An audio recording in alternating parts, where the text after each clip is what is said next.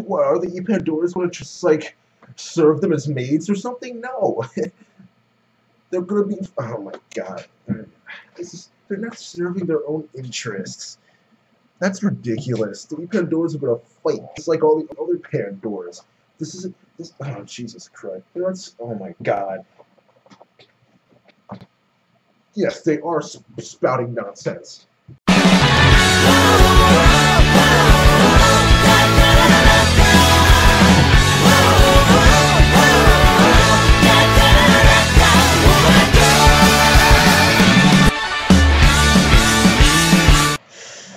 Yo, you guys. This is Blacklist of the Abyss, and you've just seen, number 1, my live reaction to the pile of stupid that is Elizabeth Mabley. And number 2, my new intro. But right now you're watching my review for Freezing Vibrations, episode 9. And the first couple minutes aren't really anything worth talking about.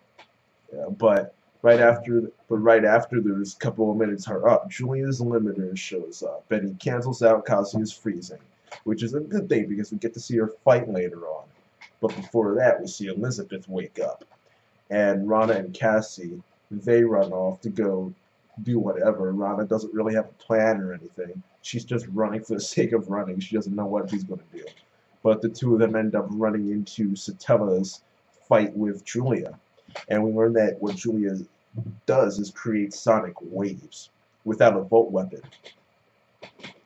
So she's fighting Satella, and she's holding her back. Then Rana goes forward. She tries to fight Julia, but Tempest turns sonic waves, and she was done. I love Rana, but Julia's just too awesome, right? She's just too good for Rana, too good for Satella too. And later on they try to bump up their level a little bit, but they get stopped by Cassie. But before this happens, we switch back yet again to Elizabeth. She's gotten up and she wants to go out as well and help out the Pandora. However, Chiffon shows up and tells her, you know what? No, I think you should stay here. Right? She's chosen her side. She's chosen the side of Chevalier. And she says that her top priority is keeping her comrades safe.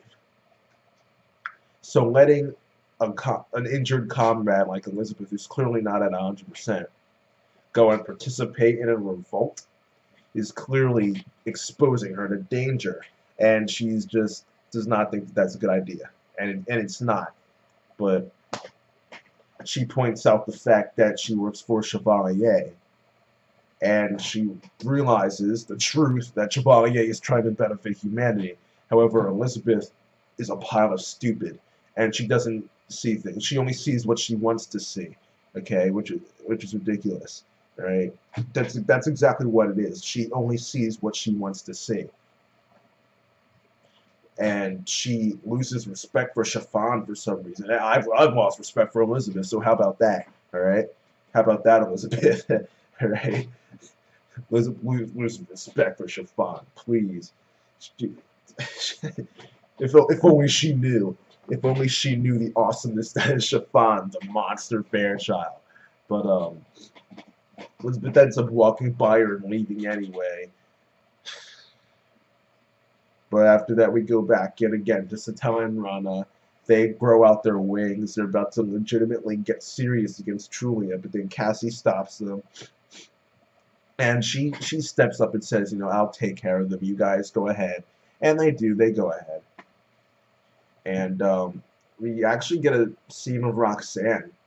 She's just standing around, minding her own business. She decides not to get involved. Which is it's not as bad as choosing the side of the Pandoras, but it's still pretty bad. Because she is still ignoring orders. But, guess she just chose the lesser of two evils, or three evils, I guess, in this case. But, after that, we actually go back. I guess you can't really say we left them, but we go back to Amelia and Satella and Rana and Kazuya. I almost forgot he was in this episode, to be honest. I really did. Like he's so irrelevant in this season. like the out of place Bali arc. That's about it. Other than that, he might as well not even be there. They could kill him off, and no one would even notice he was gone. But but they end up getting cornered. Well, not cornered, but end up getting trapped by these actual Pandora, not students, but legitimate Pandora. And Elizabeth one-shots them all with a surprise attack, which is stupid. I don't care if it was a surprise attack. There's no reason a high school girl should be able to beat legitimate Pandoras. That's stupid. But whatever. This isn't exactly the type of show where you can sense someone's presence or anything like that. So I guess I shouldn't get too worked up about it. But Elizabeth, I mean, her and Satella, after this, they just start going back and forth, and I was like, I was looking at my watch the whole time, thinking like, they realize Amelia's turning into a Nova, right? But they're sitting here wasting time, arguing about stuff that they could put off till later. You know, it's clear that Satella's already in too deep. Quitting now isn't going to do anything. She's already assaulted Pandora, you know, or at least she's attempted to assault Pandora, but Julia Moonbrook's just too good, so she couldn't get the job done. But yeah, those two were just going back and forth like children. Even who was it? Kazuya who said it? It was either Kazuya or Ron. Someone mentioned that they were just like children, just going back and forth. You know, and it was stupid. They're wasting Amelia's time. But after this, we go back to Julia and Cassie's fight, and it's a bunch of different excels and sonic wave moves and everything. And the two of them are pretty equal because Cassie's fifth best in the world, but I think Julia she's either third or fourth. I know Chiffon is number 1 and Roxanne is number 2. I don't remember where Char and Julia. I think Char might be 3 and Julia 4. I don't really remember, but the two of them are pretty close. So it's a pretty even fight. But then Cassie ends up breaking out this Quattro full excel, and it's Mach 2, so it's pretty fast, just a bit. But this is when Julia ends up using her Revolt weapon. And it's the same type of weapon that Elizabeth has. I think they called it a twin stigma satellite system, something along those lines.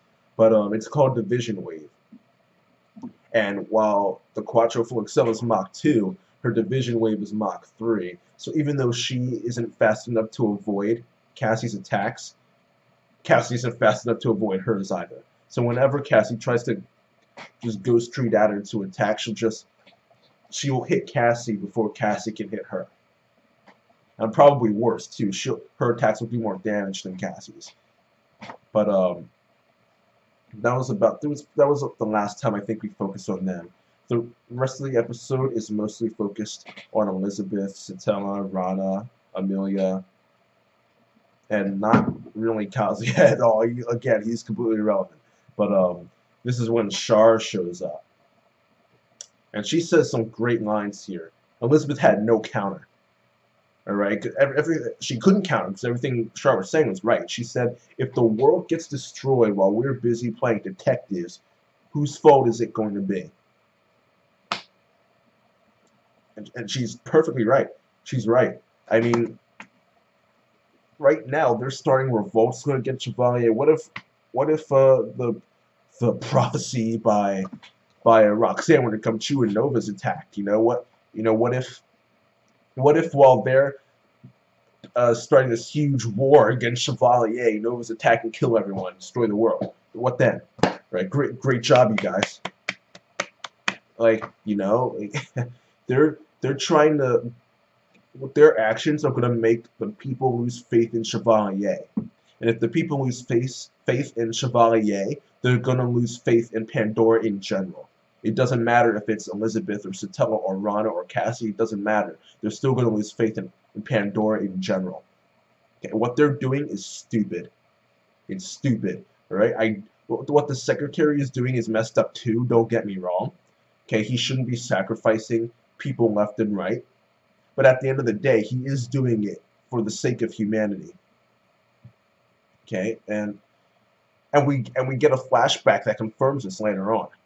Okay, but and that flashback comes because Elizabeth says something incredibly stupid, which proves that she's just a pile of stupid. Elizabeth is an idiot. At first, I thought she was smart because she agreed with the Pandora Project and said, if there aren't many people, there aren't many girls who are compatible with Stigmata who actually decide to become Pandora.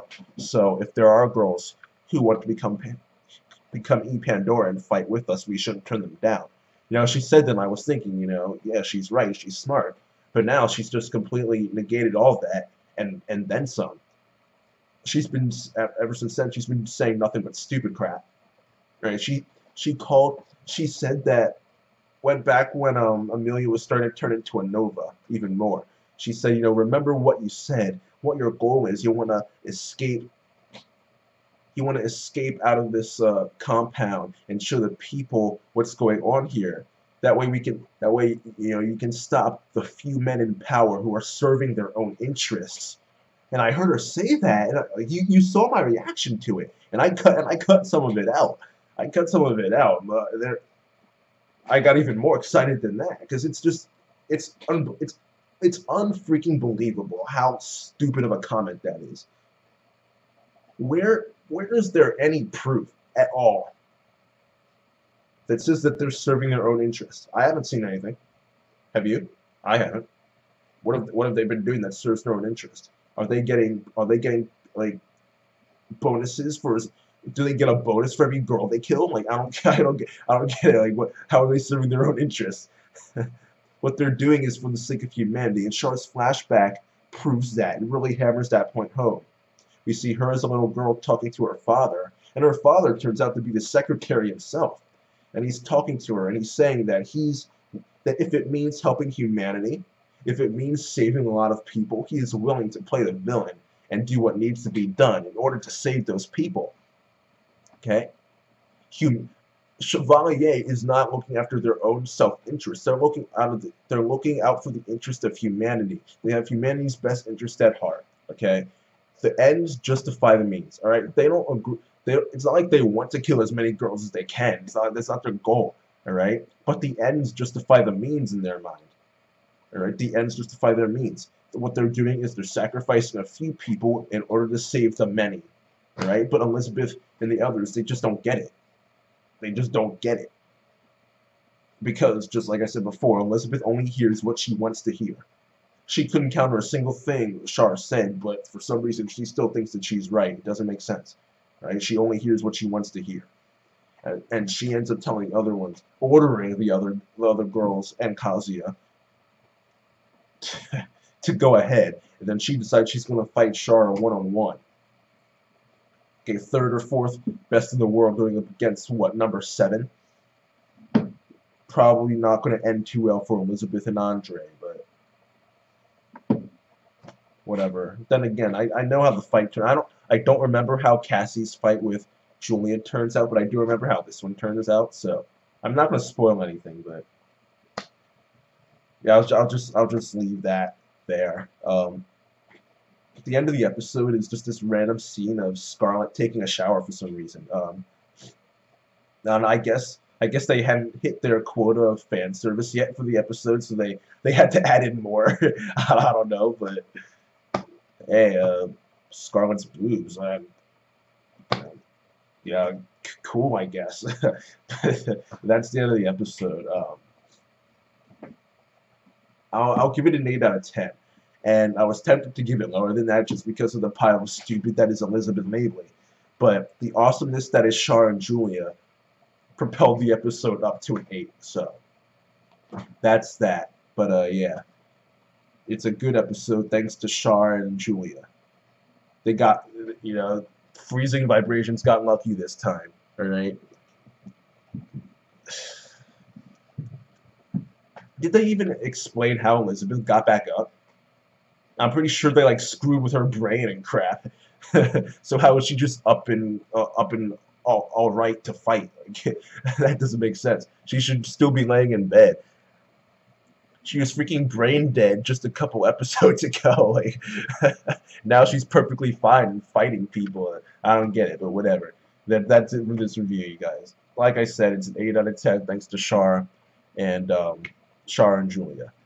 But that's it. Rate, comment, subscribe, and I'll see you guys next time.